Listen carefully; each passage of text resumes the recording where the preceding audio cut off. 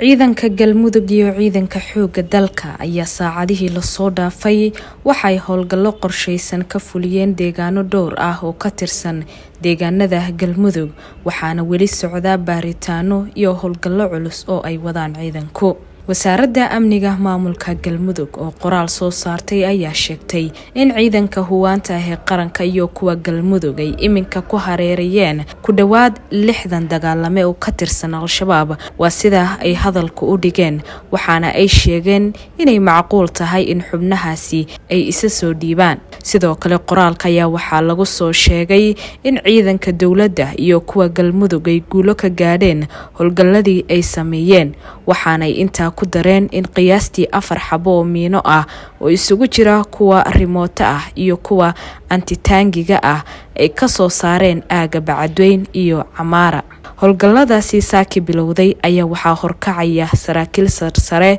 oo labada dhinac oo ka tirsan oo ay ka mid yihiin wasiirka amniga maamulka galmudug Axmed Fiqi, taliyaha ciidamada lugta General Biixi, taliyaasha ciidamada qaybta 21aad ee xoogga dalka Soomaaliyeed Nisa, Gorgor, Danab iyo daraawiishta galmudug. sidoo kale qoraalka ka soo baxay wasaaradda amniga maamulka galmudug ayaa waxaa lagu sheegay in madaxweyne Qorqor uu qolka howlgelinta ka hagayo howlgalkaasi. saakay ayay ahayd markii ciidanka galmudug ee ku sugan afafka hore ee kontaroolka Bacadweyn ay ku fashiliyeen gaari la sheegay in laga soo buuxiyay waxyaabaha qarxa kaasi oo la sheegay inay togteen wadihii sidaasina uu ku qarxay.